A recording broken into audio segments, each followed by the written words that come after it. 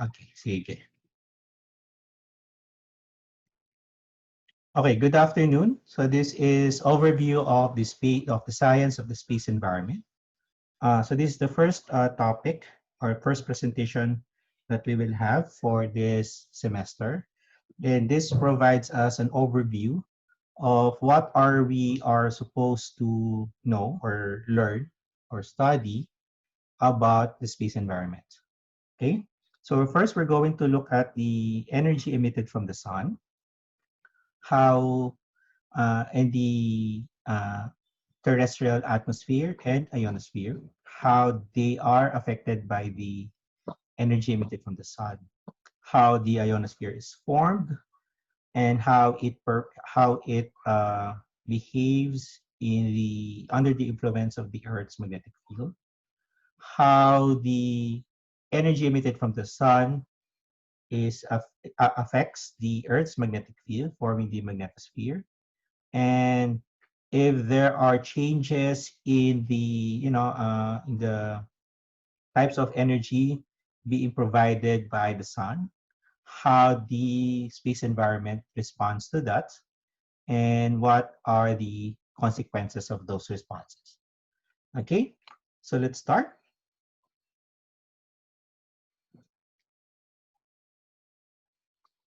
Okay, so these are the forms of energy emitted from the sun. There are two kinds of radiation or forms of radiation that comes from the sun: a steady energy radiation and transient energy radiation. So when we say steady energy radiation, these are the what we call a normal kind of radiation. And if there are sudden changes in this normal, for example, if there are, let's say, solar particles being emitted in an unusual manner, those are transient energy radiation. This energy radiation can be of two types. Uh, it can be propagated or can be transmitted through electromagnetic waves. So these are your UV, radio flux, your visible sunlight, etc. So these are your electromagnetic waves. Next would be this energy can be also be in the form of particle radiation. So that means the energy is being carried by particles. Okay, and this is actually done through the solar wind. So solar wind are streams of energetic particles, just like your usual wind when you go outside of your houses. So when the wind blows, those are actually particle movement. So in this case, this particle will be the energetic particle coming from the sun. These energetic particles are charged particles. So these are plasma. So they behave as a fluid, just like your regular wind. They move due to differences in pressure. It moves from uh, high pressure to low pressure areas. And lastly, they also behave electromagnetically because they are charged particles. So these are your steady. Okay. Now, we also have transient energy radiation. So if there are big changes in the form of electromagnetic waves, we call them we call them solar flares. Okay, so later probably we'll show you what the solar flare looks like. So when we say solar flare, these are sudden changes in the electromagnetic spectrum.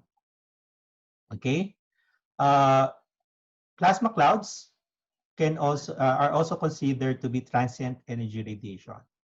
So usually these plasma clouds are of the form of a coronal mass ejection. So coronal mass ejection are plasma clouds emitted by the sun that originates from a certain active region or a sunspot, okay, wherein this plasma cloud carries a lot of particles, charged particles, and they are moving usually faster than the background solar radiation, solar wind. Okay, that's why one of the things that we monitor, as you noticed earlier, is the we monitor the solar wind velocity because from the solar wind velocity, we'll be able to know if the particle radiation coming from the sun is a steady energy radiation, so that's your normal, or a transient energy radiation. So an example of that would be plasma cloud. It can also be high energy particles in a form of solar wind that are usually faster than the regular one. So usually fast solar wind coming from the sun emanate from corona holes. And corona holes uh, are more frequent when the solar activity is very low. Okay, so those are the things that we were going to learn more about as the semester progresses. Now let's talk about what happens now if we have a steady energy radiation. Okay, so for example, if you have a steady electromagnetic wave radiation, so these are the electromagnetic waves that's received by the Earth. And because these are electromagnetic waves, they travel uh, at the speed of light, or at least near the speed of light. Okay? And this gives us the light energy in a form of, this is the spectrum of the solar radiation. So, okay, so this is your black body at 5,778 Kelvin black body. Okay, and this is this black body line models the radiation coming from the sun. And if there is no atmosphere that absorbs certain wavelengths, we will receive this whole spectrum. Okay, so that's why from this graph, we can estimate that the surface temperature of the sun is about 5,000 Kelvin. Is about 5,000 to 6,000 Kelvin because it fits this black body graph. Okay.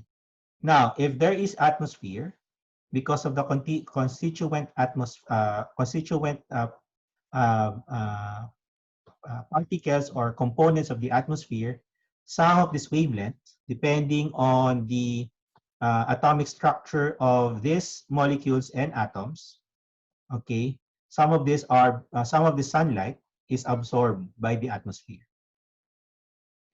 Okay, so for example, uh, this is the sunlight at sea level. This is red.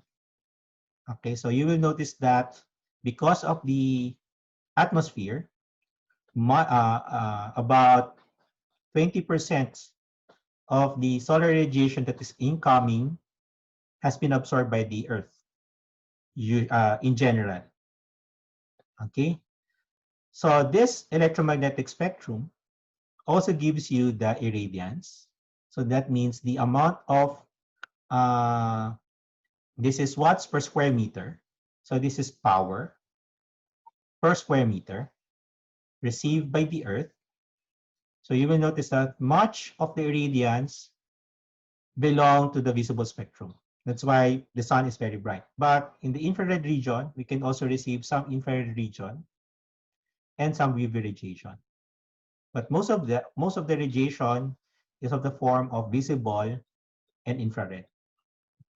Okay, so this is one way to see how much how much of this constituent uh, gases or molecules in the atmosphere is present in the atmosphere.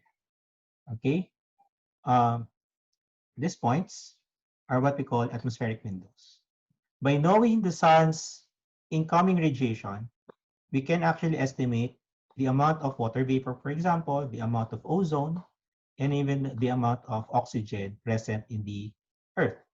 And we call that spectroscopy.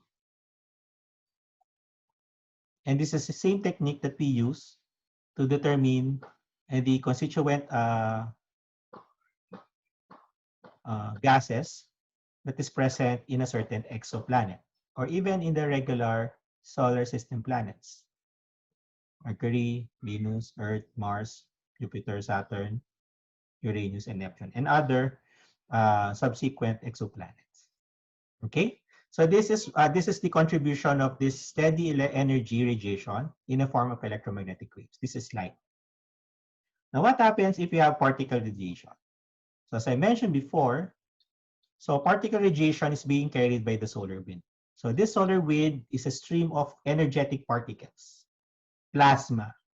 So from your electricity and magnetism class, or when you learn electricity and magnetism, charges have their own electric field. They produce their own electric field. And once they move, they form a current. And subsequently, this current, solar wind is a current, by the way. Okay, this moving charges produces its own magnetic field.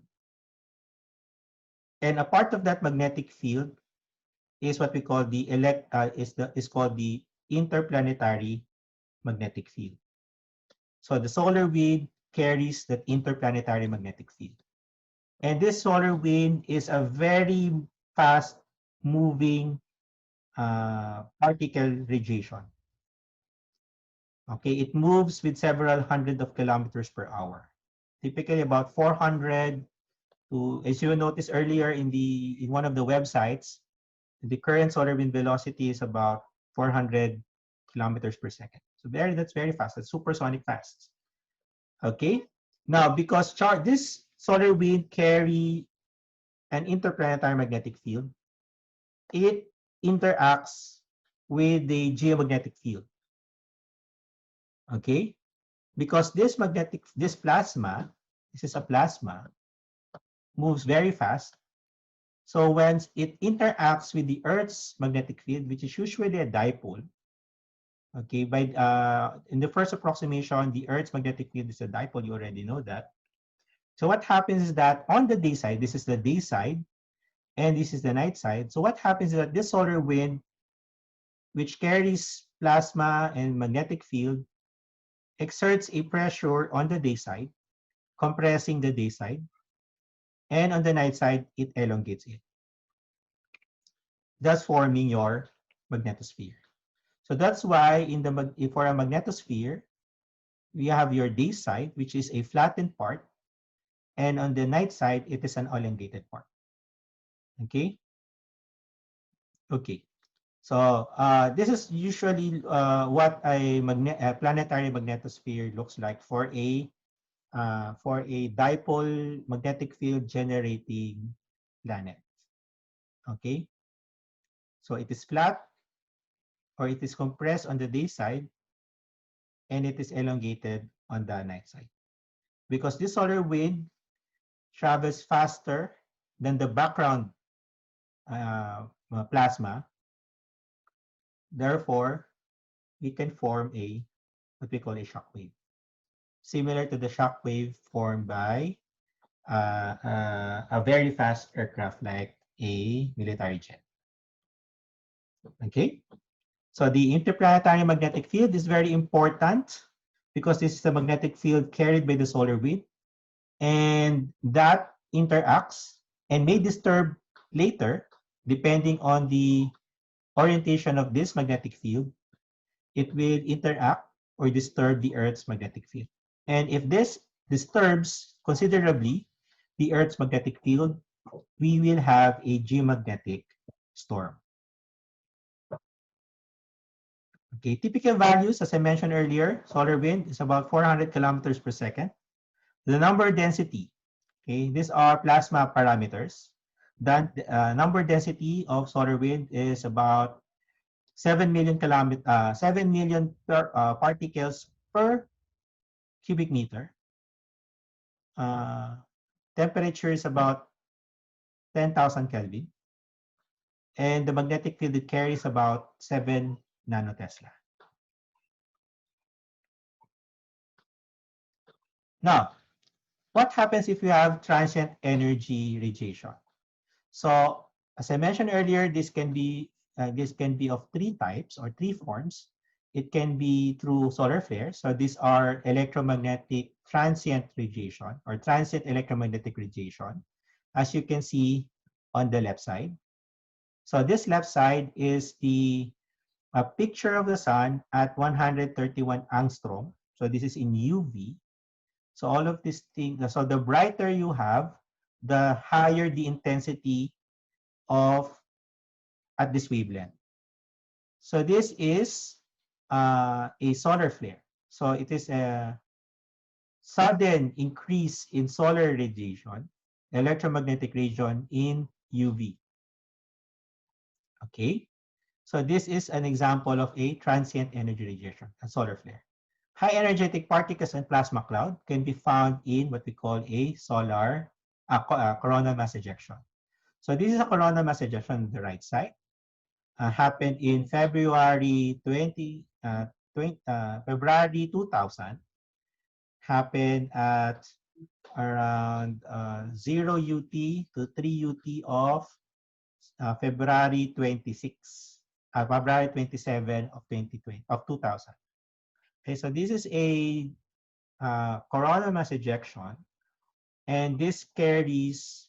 There are two things that it carries. Number one, a large field or a large region of energetic plasma that is greater than the solar wind in terms of plasma density. Now, it also carries an immense amount of magnetic field. Now, the magnetic field itself does not really affect anything except for its orientation. Okay, so what happens if, for example, this coronal mass ejection carries a cloud of plasma and that plasma carries a magnetic field that is pointing opposite the direction of the Earth's magnetic field on the day side. So we already know before that the Earth's magnetic field points from south to north. So the south pole of the Earth is the north magnetic pole, right? And then the north pole of the Earth is the south geomagnetic pole. So the direction of the magnetic field will be from north to south. So on the day side, the direction of the magnetic field is upward. Okay, now what happens if this coronal mass ejection carries a magnetic field that is southward? Okay, so southward magnetic field, interplanetary magnetic field carried by the CME, and then northward created by your magnetic field, by the Earth's magnetic field. Now, what happens to that? So this is how a CME with a southward pointing magnetic field interacts with the Earth's magnetic field. Okay, so you already learned, or you're already familiar with coronal mass ejection. So coronal mass ejection originate at the active regions of the sun. So when the magnetic field is so large, okay, it breaks apart. Yeah, it breaks apart.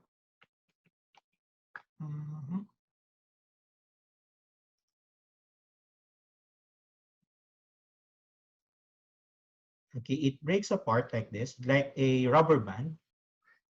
So this cloud will now be carried by the solar wind, or this will accelerate the solar wind, the background solar wind, therefore accelerating the interplanetary magnetic field. So you will notice that this is a cloud that is traveling, let's say, to the direction of the Earth. Okay, and it's a very, very, very cloud. Okay, in fact, relative to this cloud, usually the Earth is just a dot. Okay, so in this illustration, in the scale of the Earth, this southward pointing magnetic field will look like parallel lines, like this one. Okay? So this is just a small part of your a very large portion of your CME, and the size relative to the Earth is like this. Okay, so now we have an interplanetary magnetic field that is pointing downward. So we call that BZ, and we're going to get data from that. And then we have a north pointing or upward pointing geomagnetic field. Okay, so if we have a north pointing magnetic field and south pointing magnetic field, what happens is that this magnetic field will be attracted to this magnetic field. Okay, because they are pointing in opposite direction.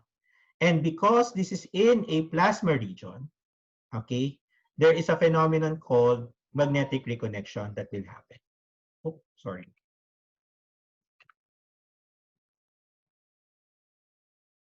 Okay, let me repeat that. So you have your CME, then it will start to interact with your Earth's magnetic field. Now, once these two magnetic field lines reconnects, a burst of energy is a burst of energy happens, and that burst of energy accelerates the energetic particle contained in this plasma region carried by the CME. So that's why these particles consequently move along the direction of the magnetic field. In the coming lessons, we're going to look into why and how these charges move along the direction of the magnetic field. Bakit hindi siya moving across the magnetic field, going towards the equatorial region of the Earth? Bakit this energetic particle is carried or propagates or travels along the direction of the magnetic field? Okay, now after this reconnection happened, we have now energetic particles traveling towards the polar regions, both the north and south polar regions, like this.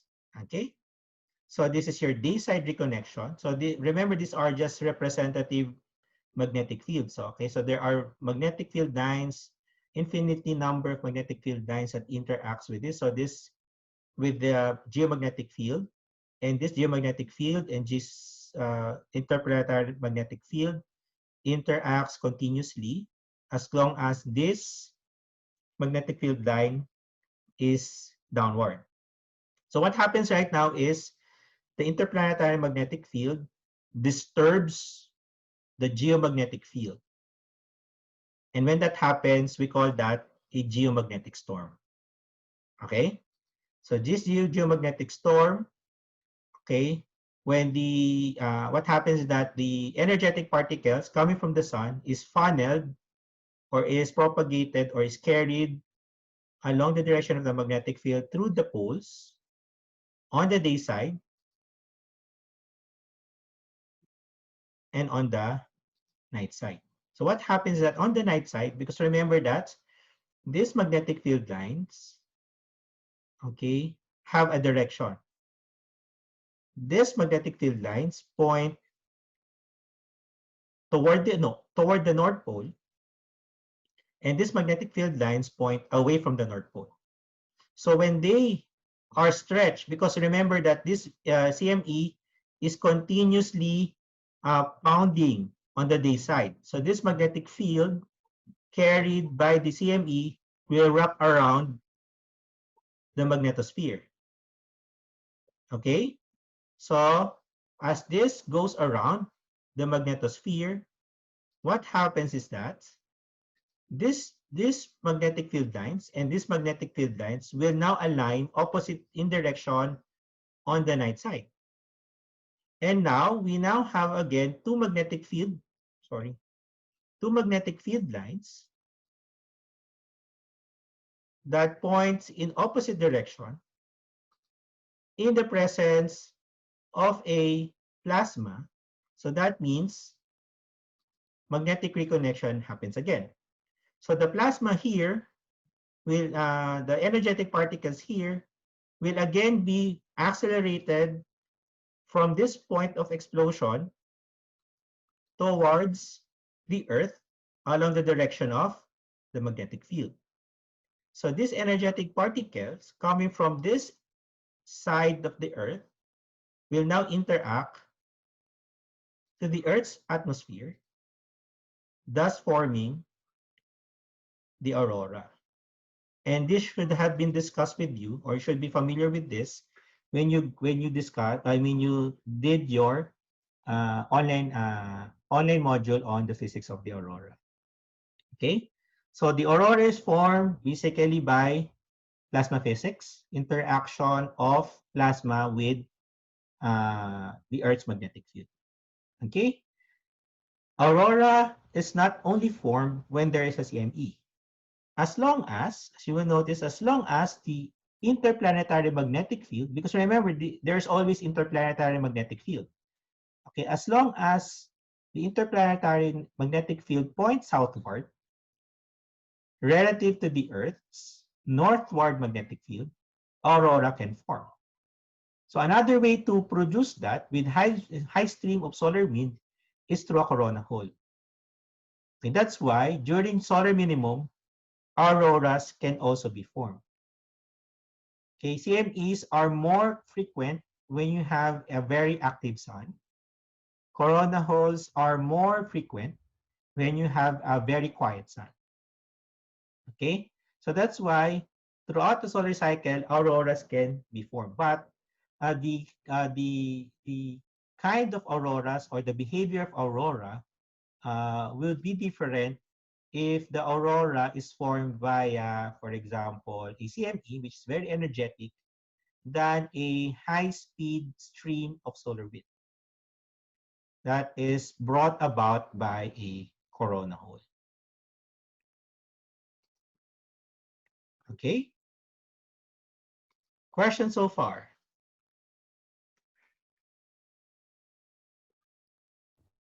None, sir. None? Okay. Now, let's talk about the Earth's atmosphere, because this is where these energetic particles can interact with. Okay, so we already know that 78% of the atmosphere of the Earth is composed of nitrogen, around 21% is oxygen, and the rest are some trace gases, argon, carbon dioxide, and some small traces of neon and other gases. Okay, so most abundant gas of them all is is nitrogen. Okay, now usually the Earth's atmosphere is described in terms of density of this constituent atmosphere is atmospheric gases. Okay, so you will notice here this is a graph of density and volume fraction. Okay, so fraction means the percentage. Okay, as a function of height for both ozone, total density of the Earth's gas, and constituent gases. So how do you read this? So the vertical axis is height in kilometers. So this is from 0 ground to about 80 kilometers. The horizontal axis is volume fraction, density, total density, and ozone. Okay, so let's look at this graph first. Sorry, can you see my Can you see my cursor? Yes po, sir. Kita niyo yung cursor ko, no? Okay, good. Okay, so let's look at density. So this just tells us that the density of the atmosphere from the ground going up is exponentially decreasing. So there are more air on the ground than above. That's clear. This red line typically locates the layer of the atmosphere called the tropopause. So a tropopause, so that is where the troposphere pauses. Okay, and that's the boundary between the tropopause and the stratopause.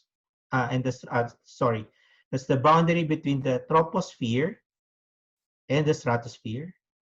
This second line is where we typically find the boundary between the stratosphere and the mesosphere. We call this the stratopause. Okay, so this is your density. So much of the air found in the atmosphere is located in the troposphere. Next would be the stratosphere, and then very minute traces of gases above the mesopause or mesosphere and even the thermosphere. Okay. Now, another interesting information here is that the vertical profile of the ozone. Okay, so you will notice that there is a large portion of ozone density here than here. There are also a layer here of ozone. We call this ozone the tropospheric ozone, and this is what we call the ozone layer. So much of the ozone found in the atmosphere is found in the stratosphere. So that is where the ozone is.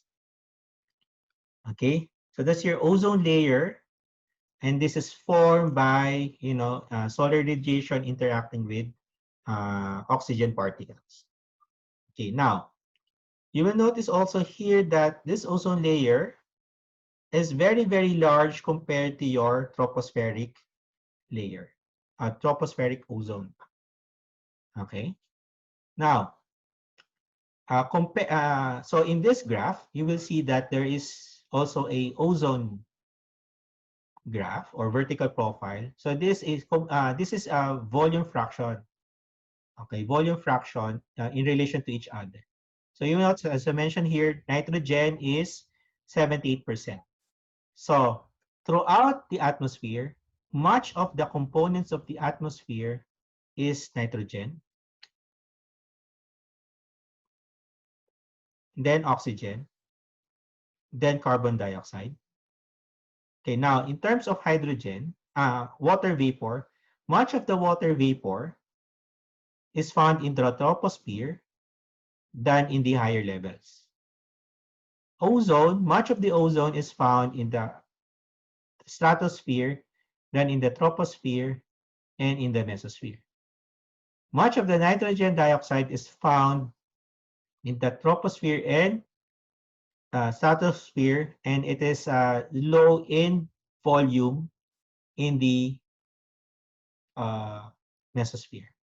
Same goes, and then on the other hand, nitrogen oxide is low in amount in the troposphere, but as you go up, its its volume fraction increases.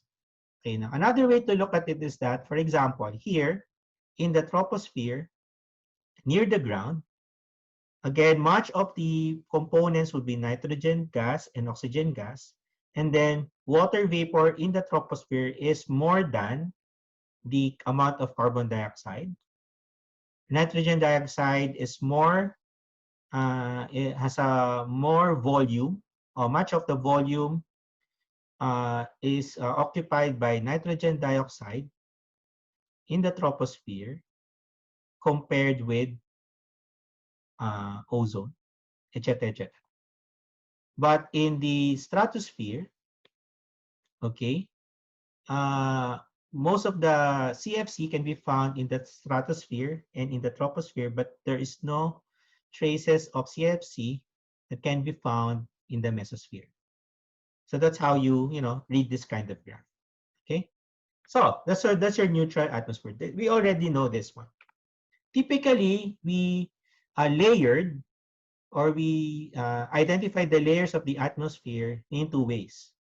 You already know that the temperature profile or the layers of the Earth's atmosphere based on its temperature. So this is this parameter, the temperature, is actually it's actually used to uh, to uh, to layerize or to identify or to separate different layers of the neutral atmosphere uh, called the troposphere. So the troposphere is characterized by a decreasing temperature. And then once you invert that temperature gradient, if you have an increasing, we call now that stratosphere, and then the mesosphere, and then the thermosphere. This is in terms of temperature. Okay. Now, in terms of density, so this is an example of that. Okay. Aside from these gases, another constituent particle in the Earth's atmosphere is some form of free electrons. These free electrons are generated because of the energetic radiation coming from the sun, from UV to X-ray. Okay, so this UV and X-ray radiation ionizes these neutral particles, forming pairs of ions that are negative and ions that are positive. Okay, as long as there is radiation, ions is continuously being formed. We're going to talk about more about the formation of this layer. We call this the ionosphere in a coming terms. Uh, in a coming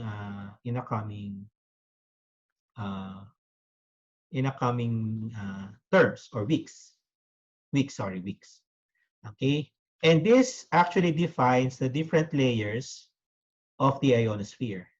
So first we have your D region, then we have your E region, and then you have your F region. Sometimes we can also include the C region, and then sometimes we can split F into F1 and F2, depending on the time of the day, which we're going to talk about that in the coming weeks.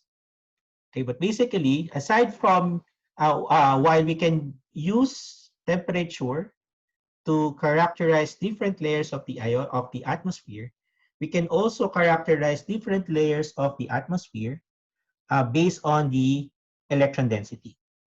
So the electron densities actually provides you the information about the layers of the ionosphere.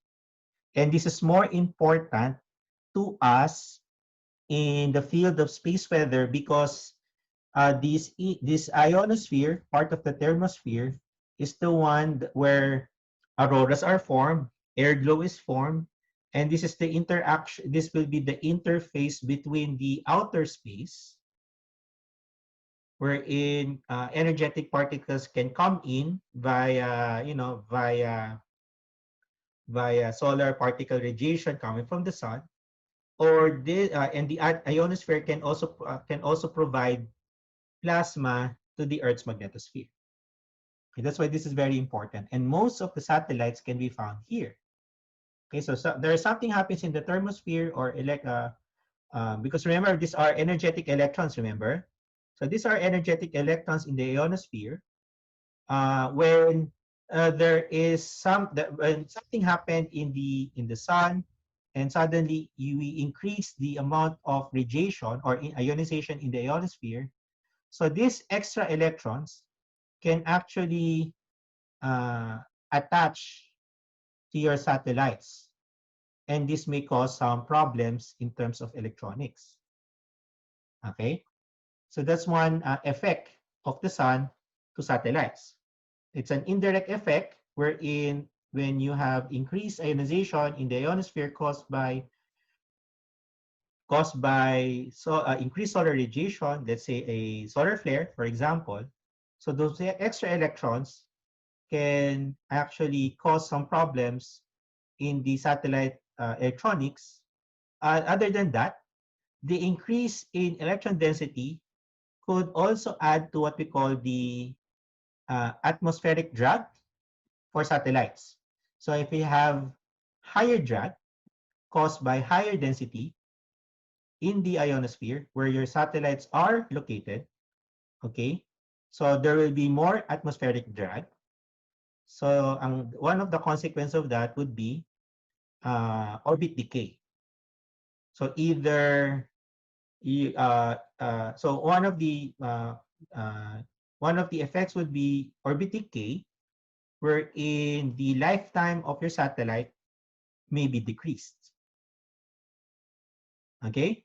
So for example, if your satellite is supposed to, have a nominal lifetime of, let's say, 5 years. So that 5 years, mostly, one of the factors being considered is that yung amount of orbital, the length of orbital decay.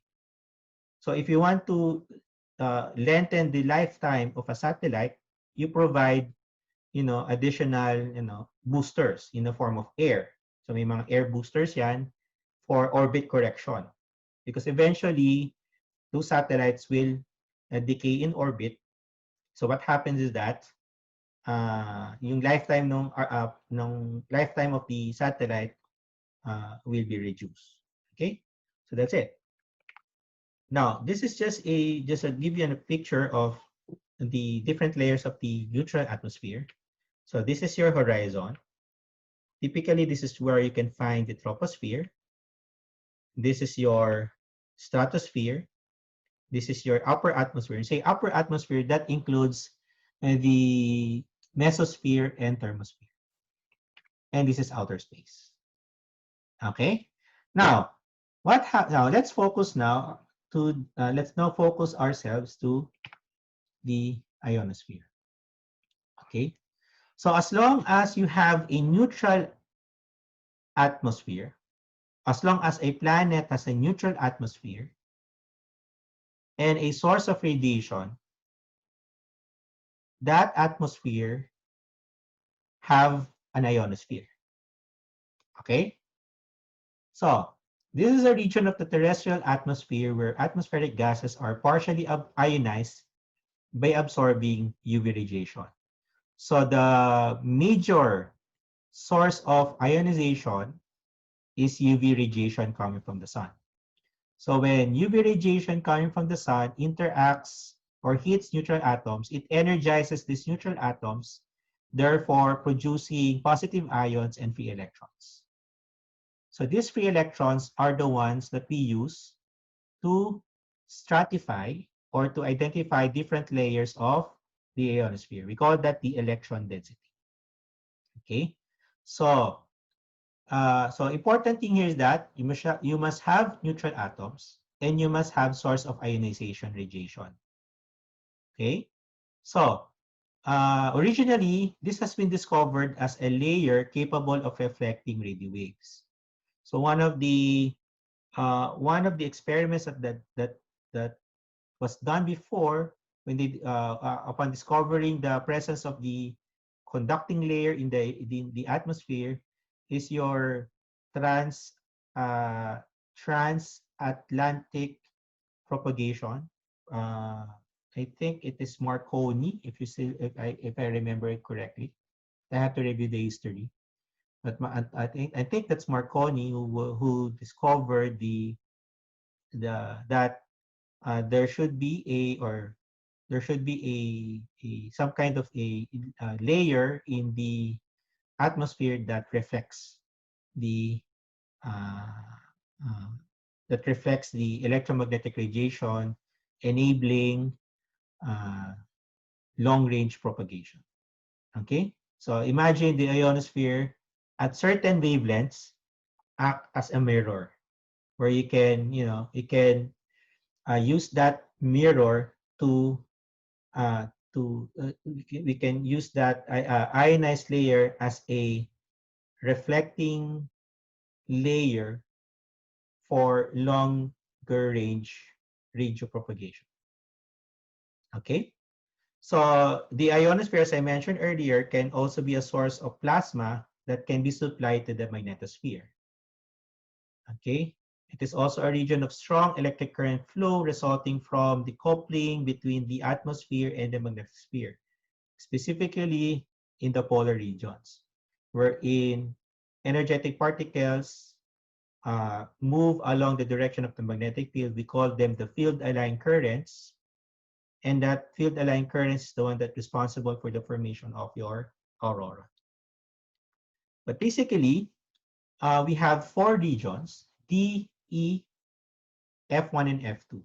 During daytime, so you will notice that there are four lines here: blue, purple, light blue, and pink. Blue and purple is the typical ionospheric layer or typical profile, electron density profile during nighttime. Because of the lack of an ionization source, usually the electron density is greatly reduced in nighttime.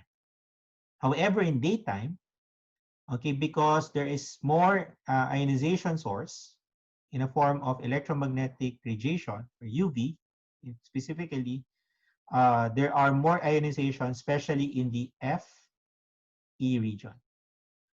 The D region is there, it vanishes in the nighttime. E region is present for both daytime and nighttime.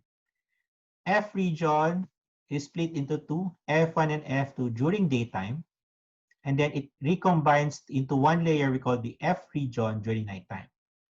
As you will notice also, dark blue and light blue is for solar minimum,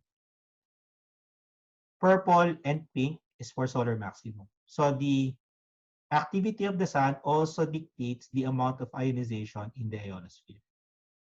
Okay? Now, to give you an overall picture and compare neutral atmosphere with ionosphere, we have this part. No? So most of the ionosphere can be found in the mesosphere, about 50 kilometers above ground. So much of the ionization is found in the F layer, around 200 to 400 kilometers. And that is where most of the low Earth orbit satellites are found. Even Diwata 1 and 2 are found here. Okay? Auroras are formed in around E region. Airglow, a distant cousin of aurora, airglow, is also a space weather phenomenon, can be found in the D region. Okay? So both weather balloons can be found can reach up to the stratosphere. Some of the mesospheric clouds can be found in the polar regions. So yung mga noctilucent clouds and even nacreous clouds, etc. Okay? So you will notice that the ionosphere is very important for satellites, for satellite systems. Okay, so ionosphere is a plasma. Okay, it is defined by, so that means it behaves as a gas, just like your atmosphere, driven by physical drivers such as gravity, pressure gradients, etc. But since it is a plasma, it is ionized, it also behaves according to the Earth's magnetic field. So that's why it's also important to learn more about the Earth's magnetic field. So we already know that the Earth's magnetic field is close to a dipole. Okay, and there's about 11 degrees offset between the geographic North Pole or the geographic axis or the spin axis and the magnetic axis. So this magnetic axis is the one that we're more concerned about. Okay, so that means we have two equators. We have the geographic equator. Okay, that is where zero latitude geographic latitude is located, which is also important for navigation. But for space weather and for space science, another important equator that we need to understand is the geomagnetic equator. So how do we define geomagnetic equator? This is different usually to the geographic equator. Okay, geomagnetic equator is where the direction of the magnetic field line is parallel to the surface. Okay? And that is defined in terms of inclination. Okay? So imagine you have 1, 2, 3, 4 compasses that is freely rotating vertical. If you place this magnetic compass at the magnetic equator, this will align along the direction of the magnetic field. So this will align parallel to the magnetic field. So nakahiga siya. Now as you go up, going toward the magnetic North Pole, this magnetic compass will start to dip. This will start to change direction, pointing along the direction of the magnetic field line. So at the mid latitude, this needle or this magnetic compass will be slanted this way. And then it will be further be slanted as you go up until you reach the magnetic North Pole, wherein this will align vertically.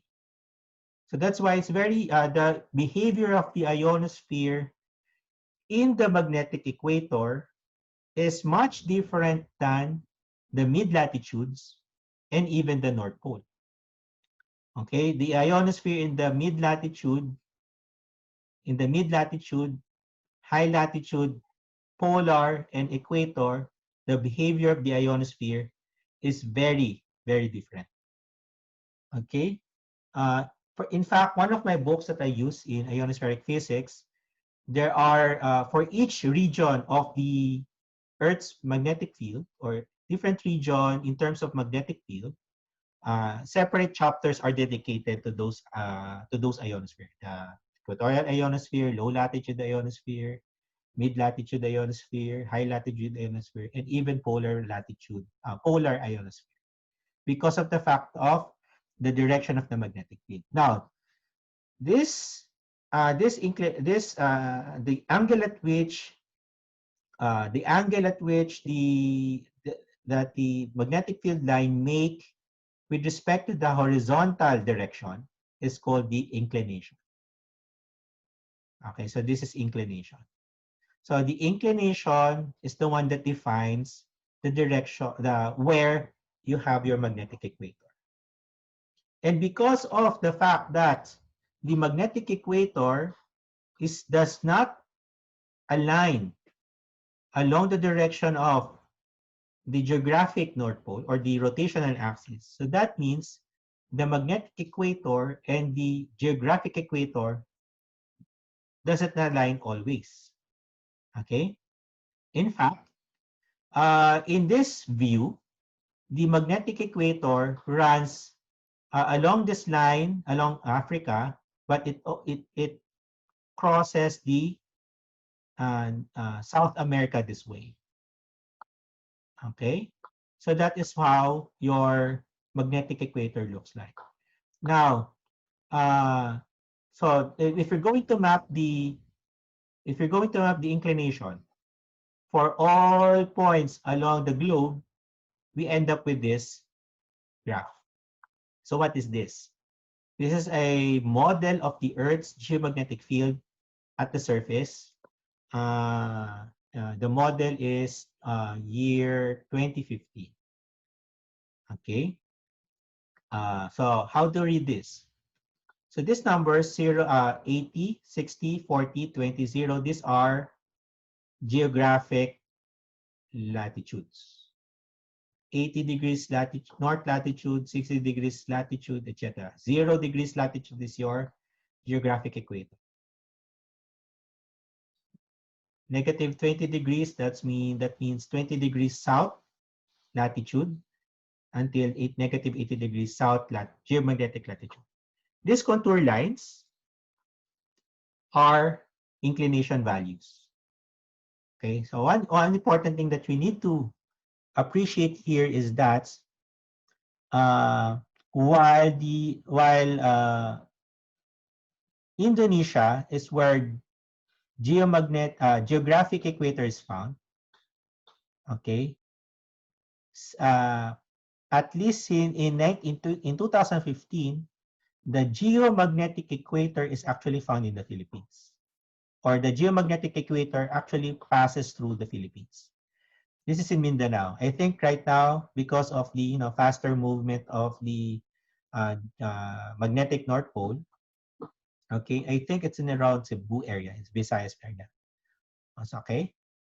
But as you go up in the Philippines, let's say around in Luzon, let's say this line is already at 20 degrees geomagnetic latitude or inclination. So that means why is it important for us in the Philippines? As I mentioned before, different regions of the ionosphere at different locations based on the geomagnetic coordinates behave differently. So the Philippines is actually part of the geomagnetic equator as well as the low latitude area. Okay, so that is one. So our region is actually good for studying equatorial ionosphere and low latitude ionosphere. Actually, boring pa nga dito sa mid latitude, to be honest. It's more exciting in the north, in the polar regions when studying ionosphere and space weather, and in the low latitude and equatorial region because there are a lot of things happening in this region more than the mid latitude region in China, in Japan, even in the United States. Okay, and that is one of my interests in terms of research. So most of the research that I do in relation to space weather, I always most of the time I focus on the Philippine region because not much studies has been done in our region. Okay? Questions so far? Mabilis pa ako magsalita? Hindi naman po, sir. Okay. Okay lang. Actually, I'm recording this session so that if you want to uh, go back to our lesson again today, you can actually do it. Okay? Sige. Now, let's go to a more wider view of the Earth's magnetic field. So we call this extended view into a magnetosphere. So the magnetosphere is part of the space environment wherein the Earth's magnetic field is uh, is uh, is dominant. Okay? So as long as the Earth's magnetic field is dominant, that region is the Earth's magnetosphere. Because remember, there are several magnetic fields that are interacting in space. You have your interplanetary magnetic field that is generated by the sun, and you have the geomagnetic field generated by the Earth, and you also have your uh, you also have your uh, inter interstellar magnetic field coming from other stars. Okay, so when you say magnetosphere, that is the region of space where Earth's magnetic field is dominant. Okay, and the shape of the magnetosphere is controlled by the solar wind. Okay, sometimes the day side is compressed because of a faster solar wind or have more pressure from the solar wind. Sometimes if you have a nominal, if the solar wind has a nominal speed, the magnetosphere is more relaxed on the day side. If the solar wind pushes the day side of the magnetosphere, the tail side or the magnetotail, we call that the magnetotail is elongated. Okay, so remember that the Earth's that magnetic fields from Maxwell's equation. Okay, Maxwell's equation states that magnetic field lines always form closed loops. Okay, so when magnetic field lines form closed loops, so that means this magnetic field line is actually closing with something else on the night side. But we cannot see it here because that's too far. Okay, okay, just a brief reminder that this figure doesn't mean that this magnetic field line is open. No, Magnetic field lines are never open. They always close.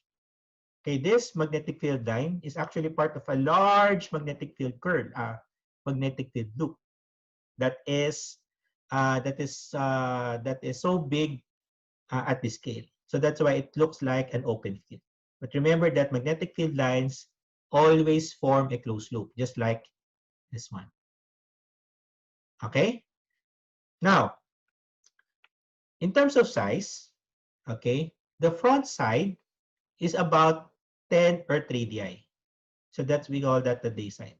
So if this is your day side, this is up to the bow shock, okay, up to the or magnetopause, up to the magnetopause.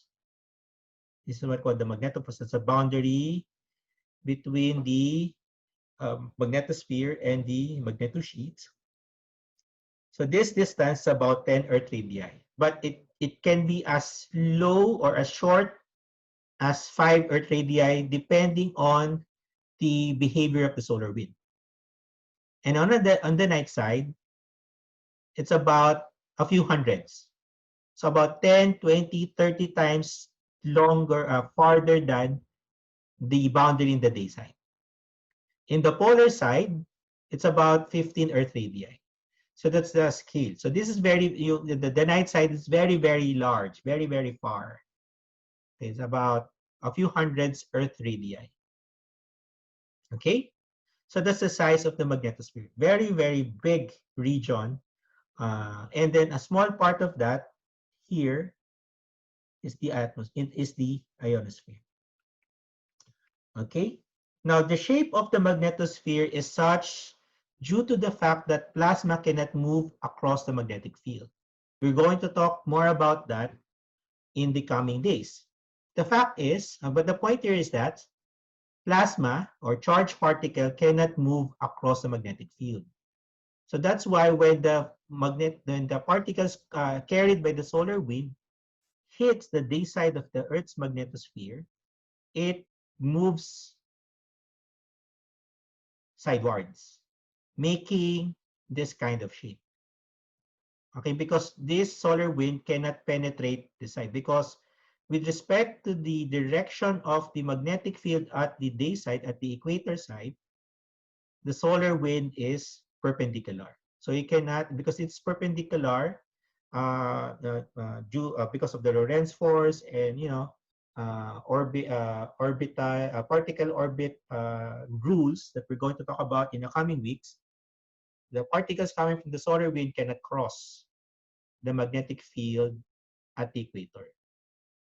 So this shape is actually a balance between the dynamic pressure by the solar wind plasma and the magnetic pressure exerted by the Earth's magnetic field. Because remember, if you have two magnets, di ba? If you have two magnets and then you point the two poles of this two sides of the magnet of the same pole, let's say north and north, and then you try to move them closer, you will feel pressure because of the repulsion. Or if you have two poles of opposite sign or opposite poles, you will feel pressure in the opposite direction. So a negative pressure. Okay, so that is what we call your magnetic pressure. Okay, so there's pressure here and there's pressure here. So if the magnetic field carried by the solar wind or the interplanetary magnetic field is upward, so that will exert a pressure at the magnetic field on the day side, which is upward as well. So there is some kind of a repulsion. But if the solar wind is southward, okay, the magnet that will cause an attraction between the southward pointing interplanetary magnetic field and a northward pointing magnetosphere. Now, because of the supersonic flow naman of the solar wind obstructed by the magnetosphere, a shock front is formed in the upstream region of the solar wind, and we call that the bow shock. So this is your bow shock. Similar to your, as I mentioned, the shock wave that is produced by, let's say, if you watch Man of Steel of Henry Cavill, So when you will notice one of the flybys of Superman there, may the form siyang Boschak. So this is the same principle. So the Boschak is actually a consequence of the fluid properties of the solar wind. So remember, solar wind is both fluid and charge or electric charge. That's why it's called the plasma. So plasma behaves as a fluid and it also behaves as a charged particle like electrons.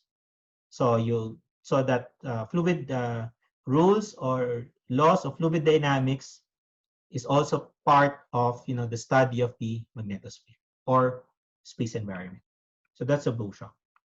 Now, just to give you an idea of how the magnetosphere responds to the changing solar wind, you look at the shape of the magnetic field and the solar wind pressure. Okay, if the solar wind pressure is high, the day side is compressed and the night side is elongated.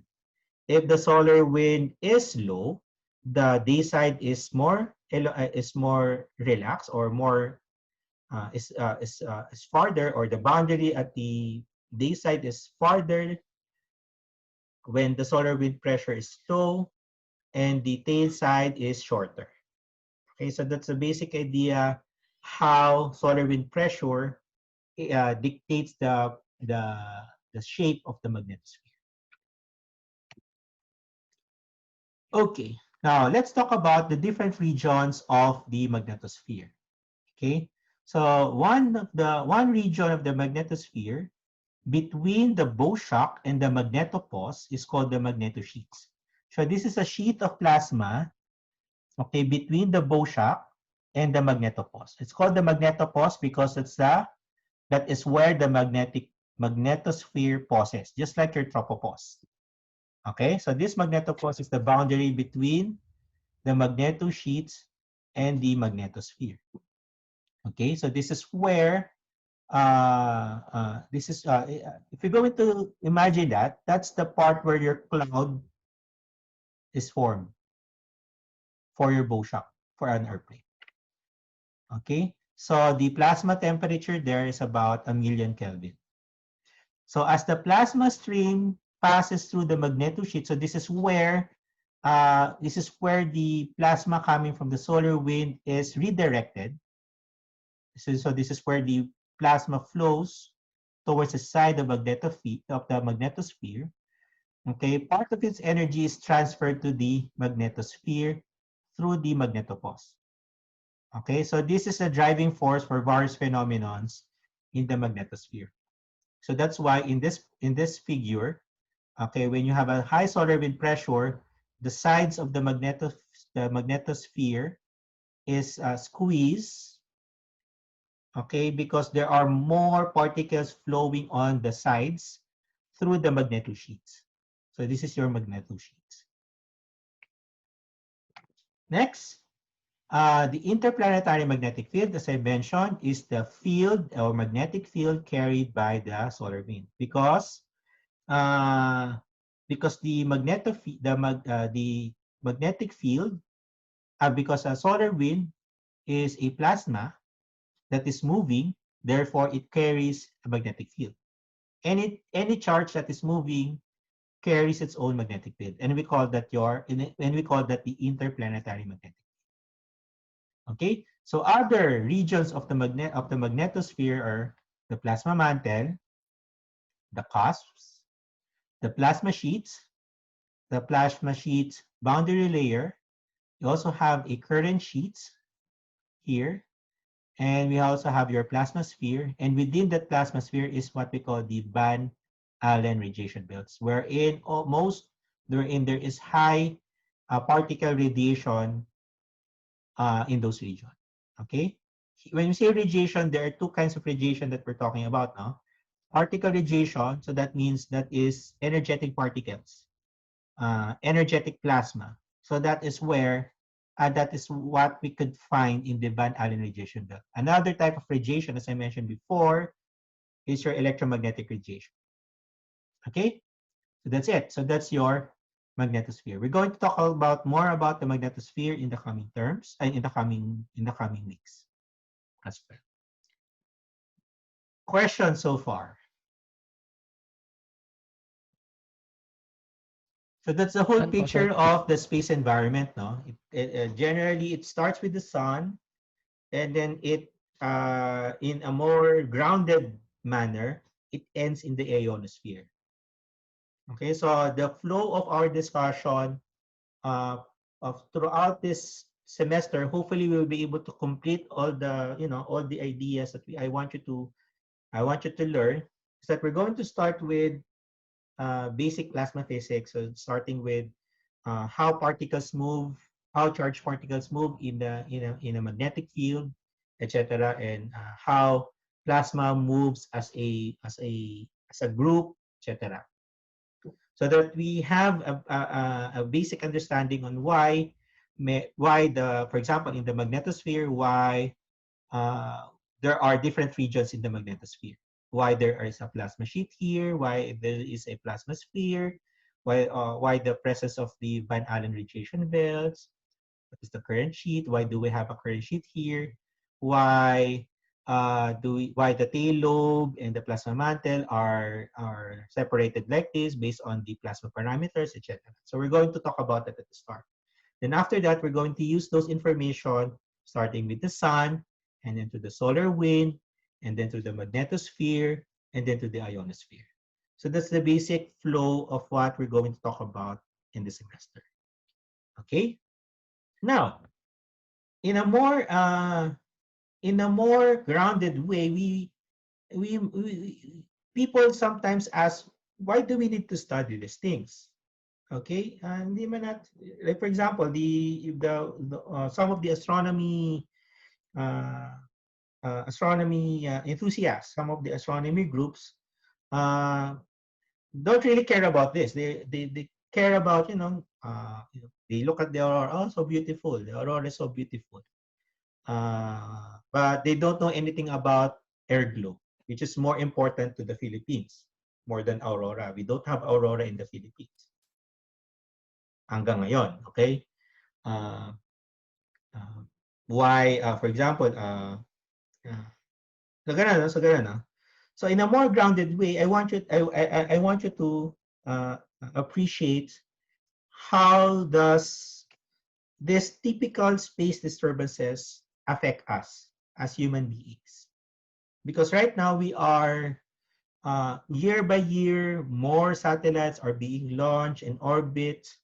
We are more and more dependent on satellite technology in terms of entertainment, communication, navigation, even in the Philippines. Okay, so it's very important to know uh, how this disturbances coming generated in the sun affects us on ground.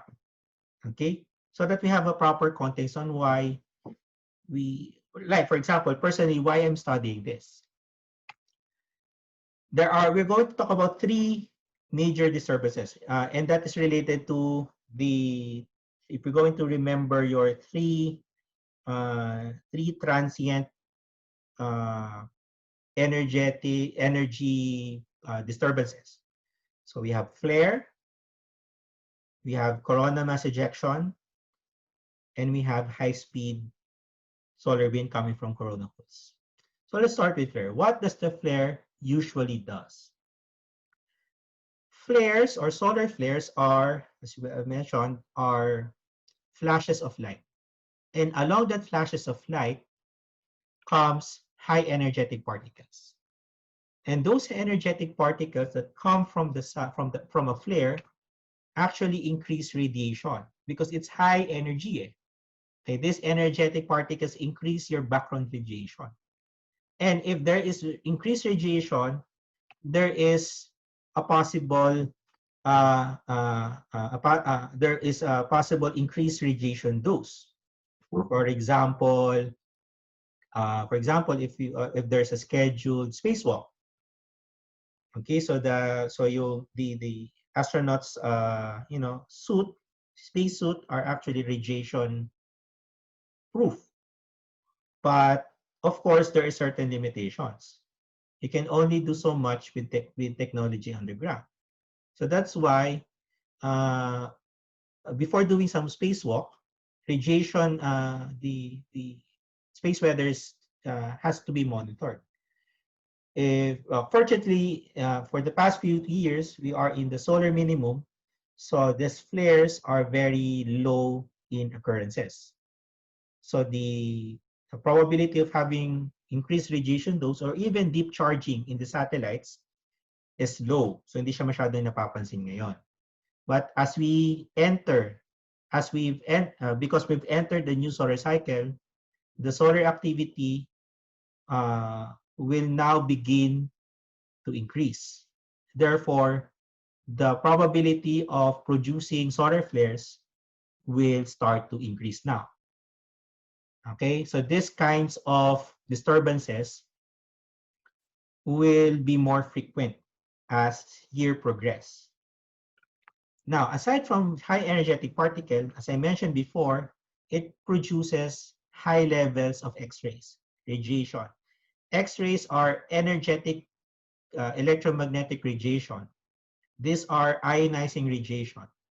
So therefore, this ionizing radiation can cause additional radiation that causes increased ionization in the ionosphere. In fact, as you saw earlier, most of the ionization in the ionosphere is found in the mesosphere, higher levels, 200, 300, 400 kilometers above. But if there is more X-rays, X-rays are more penetrating. It can reach to lower levels of atmosphere.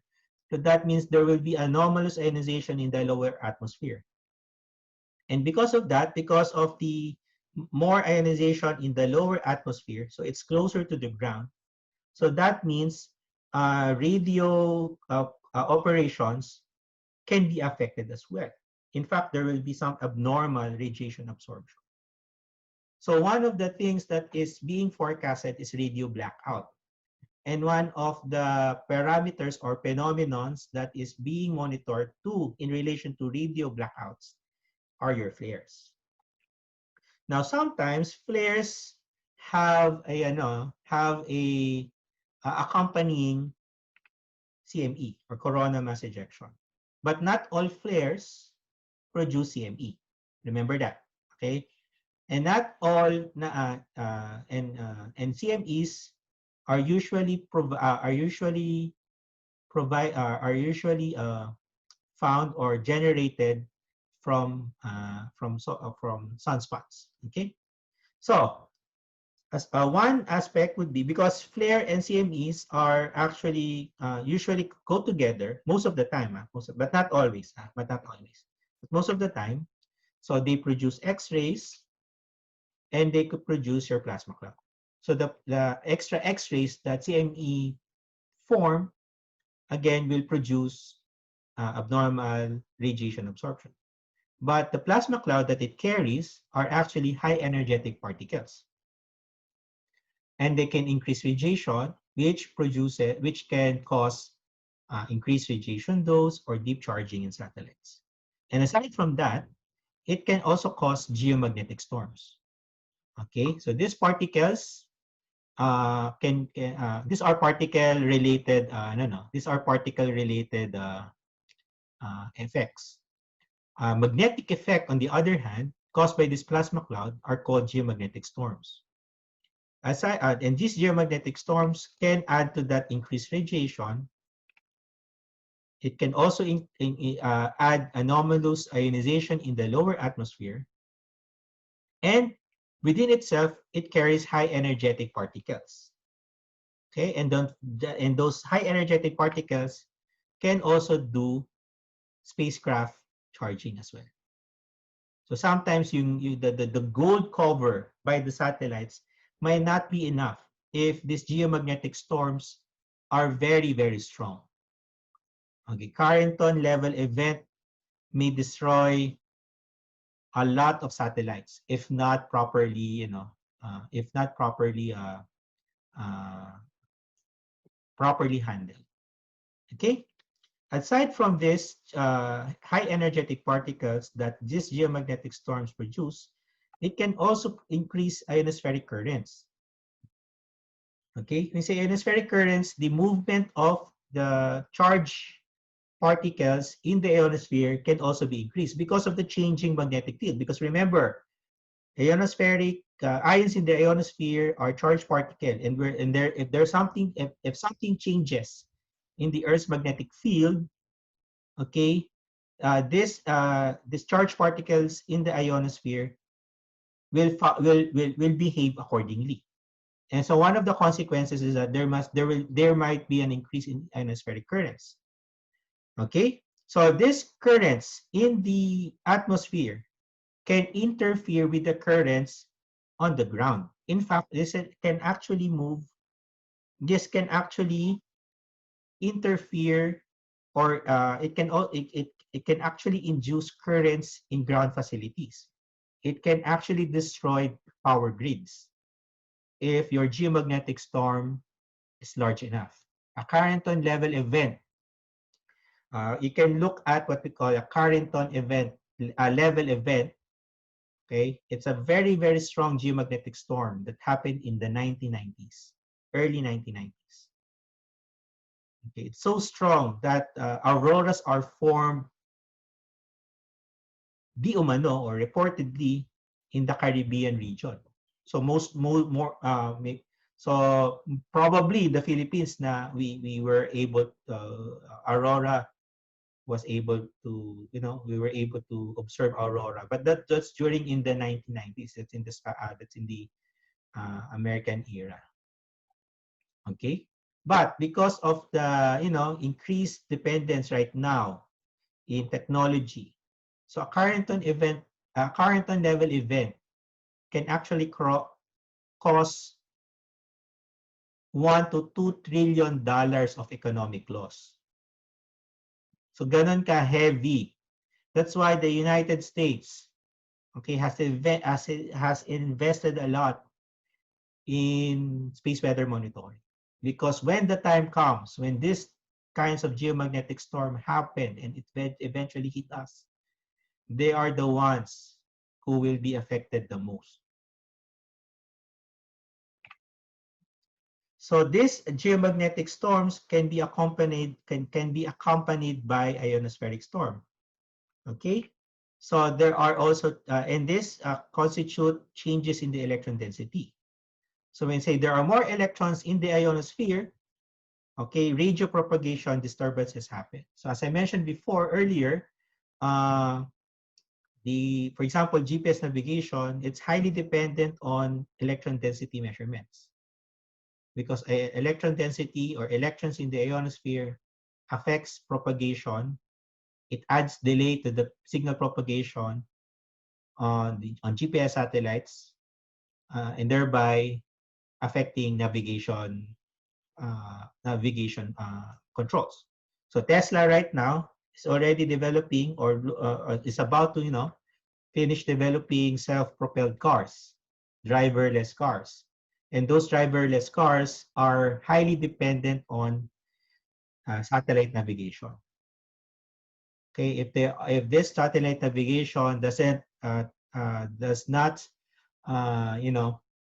affect, or uh, does not take into account the delays or errors that is caused by changes in the ionosphere, okay, we might have accidents. Okay, aircrafts, aviation is also affected by this because they are also dependent on GPS navigation. Yung mga autopilot ng mga aeroplano, ng aircrafts, are highly dependent as well in GPS navigation. Communications can also be disturbed. TV watching can also be disturbed. We're going to talk about this in the coming weeks. We can also have some expansion in the upper atmosphere because of an ionospheric storm, and that will cause changes in satellite orbits. Okay, so this flare and CMEs are more frequent as the sun's activity becomes more active.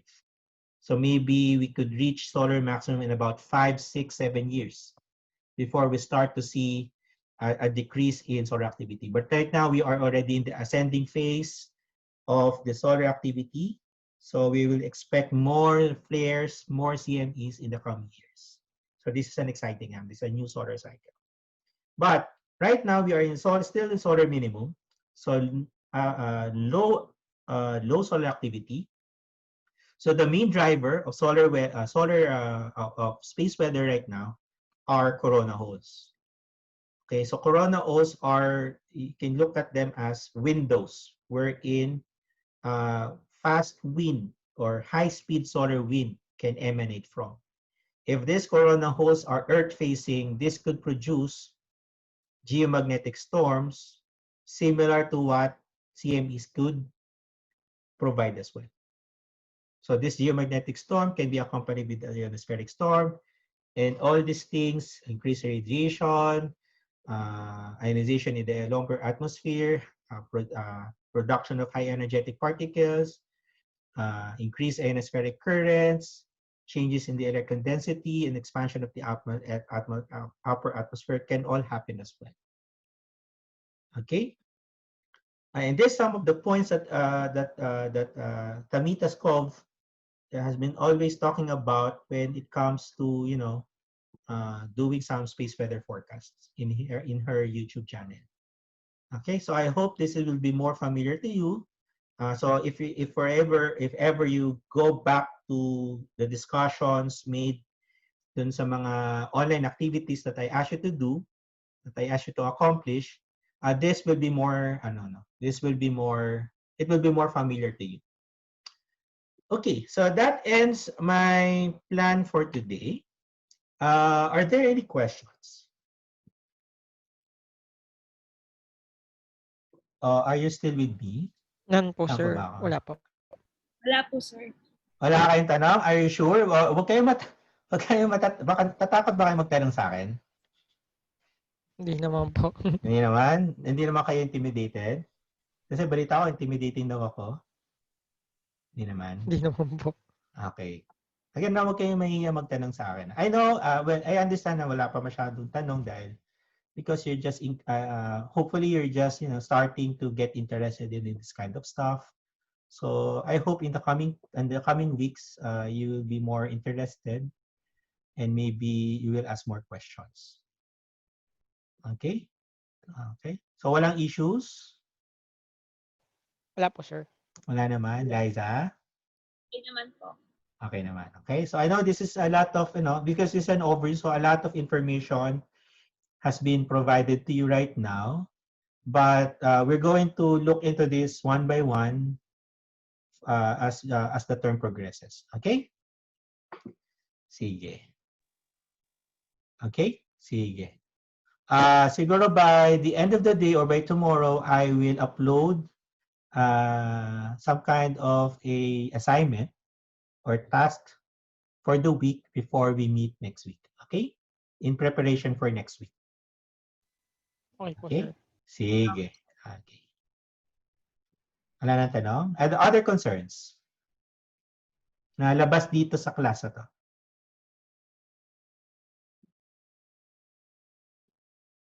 Wala? Wala na po, sir. Wala. Wala naman. Sige. Okay, sige. Okay, kung wala nang tanong, I think we can call it a day now. Then we'll see you again next week. Okay? Okay po, sir. Bye, Okay, sir. sige. Bye-bye. Thank you Ingat po. Thank you kayo. po.